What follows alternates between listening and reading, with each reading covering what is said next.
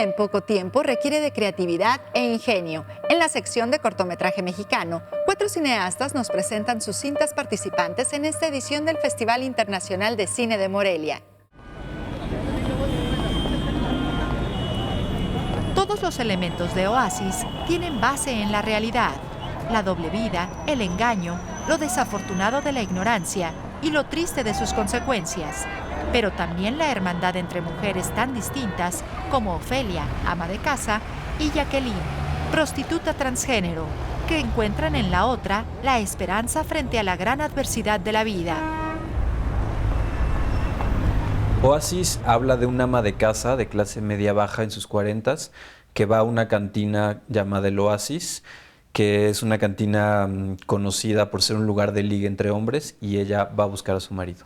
Esta historia, por un lado, surge de una nota que leí en un periódico que decía que ha crecido en México el número de mujeres infectadas con VIH-Sida.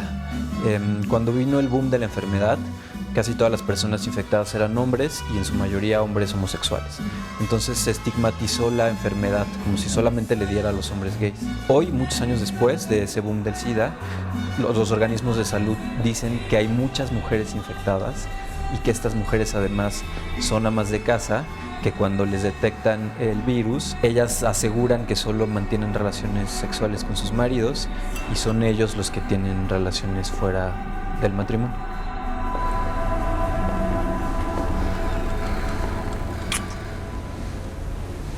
Inspirado en este fenómeno social, decidí escribir sobre una mujer ama de casa de clase media baja que descubre que tiene VIH. Y me pareció interesante que ella se encontrara con una prostituta, porque muchas de las trabajadoras sexuales han dejado de considerarse un grupo vulnerable al SIDA porque han aprendido a cuidarse, a protegerse, a negociar el preservativo con sus clientes. Y entonces me parecía interesante este encuentro, ¿no? entre una ama de casa que no sabe nada de la enfermedad y una prostituta. ¿Sabes qué es lo que más me puede? ¿Qué? Que ya casi no pasaba nada entre nosotros dos.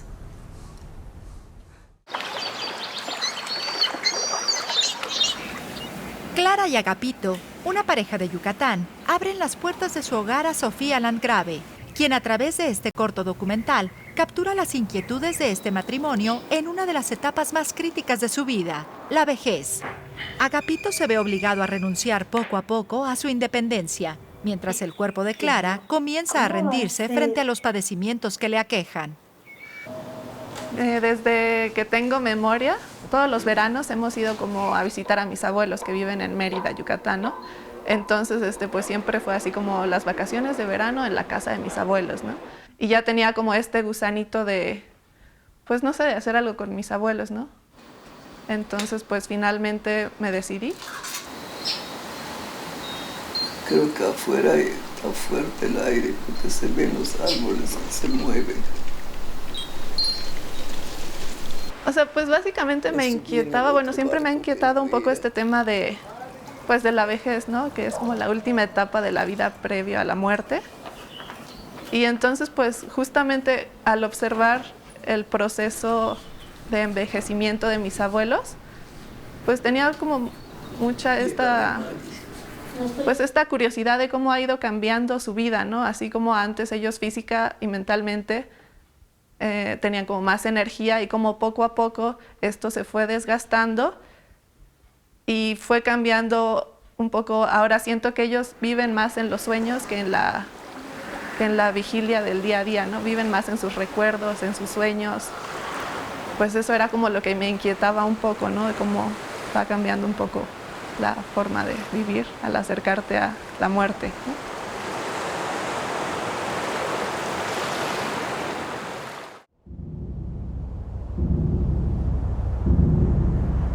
Atmósferas y sensaciones son el hilo conductor de Cangrejo Ermitaño, cortometraje poco tradicional en el que la trama pasa a segundo plano para dar paso a los lugares plasmados por Alejandro Ramírez, los verdaderos protagonistas. La anécdota es un pescador en una zona costera que tras cometer un crimen él se ve conflictuado y deambula por distintos espacios de esta zona costera. Fue filmado en Michoacán, cerca de Lázaro Cárdenas, en un lugar que se llama El Bejuco, y en un pueblito chiquitito, y en otro lugar que se llama Playa Azul. Y los personajes, pues bueno, en sí el protagonista es un pescador, y el otro personaje, que si bien está muerto, es la mujer, pero como sin ella no existiría, digamos, todo lo demás, pues yo la considero un personaje, ¿no? A pesar de que solo aparezca su cadáver, digamos. Durante años comprobé lo que muchos me dijeron. Cerulia Esa surge casa de no era cuentos como la escritos por la propia Sofía Carrillo durante su niñez, así como de experiencias personales e incluso juegos infantiles, que se fusionan para contar una historia de nostalgia y misterio en un ambiente surrealista que da miedo. Mi trabajo es un poquito, vamos a decir, como surrealista, un poco onírico. Todo empezó cuando escribí un cuento de una niña que no puede dejar ir a sus abuelos han muerto y entonces decide que todos los días va a ir y les va a contar un cuento. Se va a sentar, les va a leer, les va a platicar.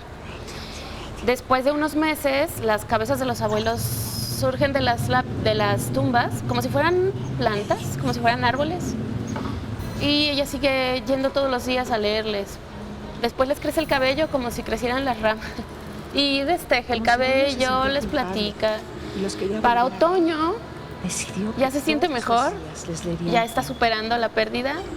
Y entonces deja de ir y los cabellos de los abuelos se caen como hojas de los árboles en otoño. Cerulia está hecha en stop motion. Es un stop motion de 13 minutos. El stop motion es una técnica maravillosa porque te permite tocar, te permite sentir los objetos alrededor del personaje, te permite sentir al personaje, casi soplar. Me gusta mucho porque lo puedo construir con las manos. Es como si lo que te imaginas se volviera concreto.